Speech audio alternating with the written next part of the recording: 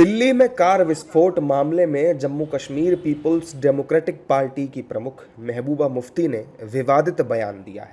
महबूबा ने केंद्र सरकार पर गंभीर आरोप लगाते हुए कहा कि 10 नवंबर को दिल्ली के लाल किले के पास हुआ धमाका असुरक्षा के साथ साथ जम्मू कश्मीर को लेकर केंद्र की नीतियों की नाकामी को जाहिर करता है। कश्मीर की मुसीबत लाल किले के सामने बोल पड़ी।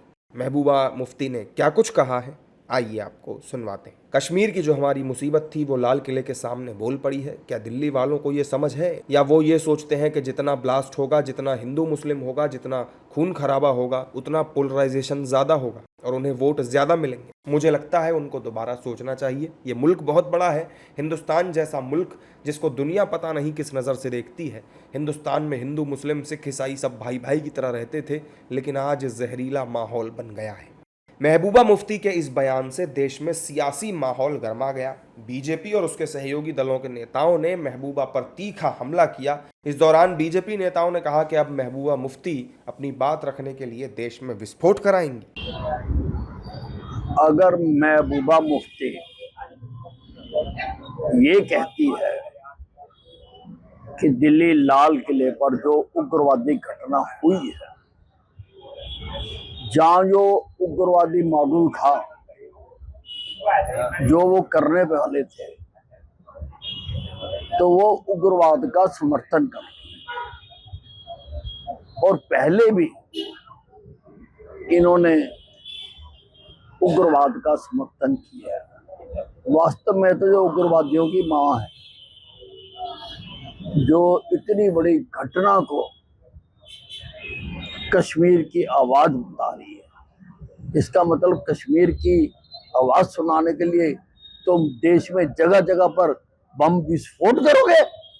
जो बिगड़ा है बीच में, अगर हालांकि 370 हटने के बाद एक शांति का माहौल बना था, लेकिन कभी इन लोगों को शांति नहीं पचती है। आप मानकर चलिए, नेशनल कॉन्फ्रेंस की नीतियां, कांग्रेस की नीतियां, जब भारतीय जनता पार्टी की सरकार थी, उन नीतियों के बारे में कभी सोचिए, वो नहीं चाहते थे। और आज के संदर्भ में महबूबा मुफ्ती जी भी उसी सोच को आगे बढ़ा रहे हैं।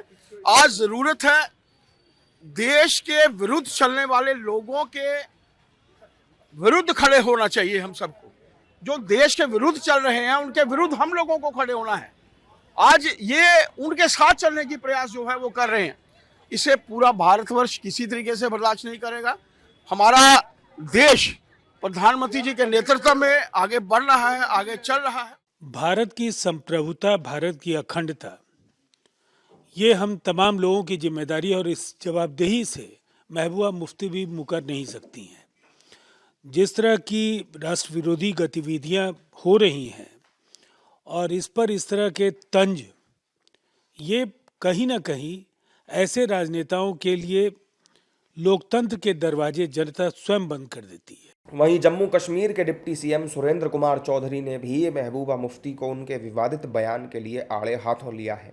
महबूबा जी ने क्या कहा, एक दिन वो बीजेपी के हक में बोलती हैं, एक दिन वो बीजेपी के खिलाफ बोलती हैं। पहले तो महबूबा जी ये फैसला कर लें कि वो बीजेपी के खिलाफ हैं या बीजेपी के साथ हैं, क्योंकि चंद रोज़ पहले जो इलेक्शन हुआ, बडगाम का जो रिज़ल्ट आया और बडगाम में जो इलेक्शन हुआ, वो बीजेपी के साथ मिल के वो इलेक्शन लड़ रही थी कश्मीर के अंदर। तो आज अगर उनका बयान आया है तो मुझे तो नहीं लगता कि वो ऐसा बयान दे सकती हैं। अगर दिया है तो लेकिन उनको कहिए कि आप पहले ये फैसला करें, अगर आप 2019 के बाद की बात करते हैं तो कि हालात ठीक नहीं हैं, तो उनको बोलिए कि हालात ठीक कब थे। चंद रोज पहले आप कहते थे हालात ठीक हैं, आज कहते हैं हालात ठीक नहीं। तो मुझे इसलिए लगता है कि पीडीपी आज महबूबा जी की जो पार्टी है वो दुविधा में है। वो फैसला ही नहीं कर पा रही कि हमने जम्मू कश्मीर में कौन सी लकीर खींचनी है। अब उनको फैसला करना होगा कि लकीर कौन सी छोटी है, कौन सी बड़ी है। उन्होंने बड़ी लकीर पे चलना है या छोटी लकीर पे चलना है। महबूबा मुफ्ती ने युवाओं से इस तरह के किसी भी काम को करने के लिए साफ मनाही करते हुए हर तरीके से गलत बताया है और साथ ही इस तरह के कामों को जम्मू कश्मीर और देश के लिए खतरनाक बताया है। 10 नवंबर को दिल्ली के लाल किले के नज़दीक कार में धमाका हुआ था, जिसमें 13 लोगों की जान चली गई थी और कई अन्य घायल हो गए थे। इस धमाके के बाद कई आतंकी मॉड्यूल लगातार पकड़े जा रहे हैं।